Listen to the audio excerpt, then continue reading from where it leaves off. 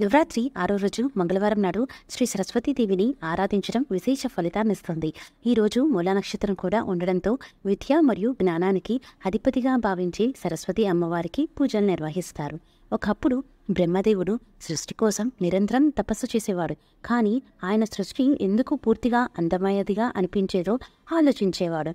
అప్పుడు ఆయన యజ్ఞం ద్వారా వాగ్దేవి అయిన సరస్వతీదేవిని ప్రార్థించాడు. శ్రీ సరస్వతీదేవి వాగ్దేవి, జ్ఞాన, సంగీత, కళల దేవతగా పేరొందింది. సరస్వతీదేవి అవతరించగానే ఆమె తన వీణను వాయించి బ్రహ్మ యొక్క సృష్టిలో ప్రకాశవంతమైన సంగీతం నింపింది. సంగీతం వేదవాణి మరియు జ్ఞానంతో ప్రపంచం అందరినీ మంత్రముగ్ధం చేసింది. ఆమె తన సంగీతం ద్వారా జీవితానికి అందం, శాంతి మరియు స్థిరత్వం కలిగించింది. బ్రహ్మదేవుడు సృష్టిని పూర్తిగా ఆనందంతో చూశాడు.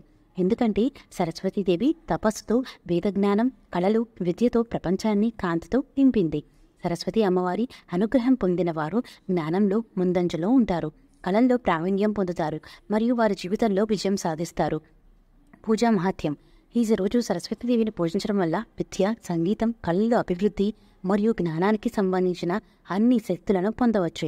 విద్యార్థులు, కళాకారులు మరియు జ్ఞానానికి పట్టుదలగా ఉన్నవారు సరస్వతి అమ్మవారి పూజ చేయడం ద్వారా మంచి ఫలితాలను పొందగలరు.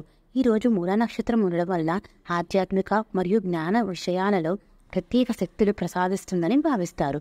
ప్రసాదం. ఈరోజు అమ్మవారికి స్వీట్స్, పసుపు మరియు పాలతో తయారు చేసిన ప్రసాదాలు నైవేద్యంగా సమర్పిస్తారు.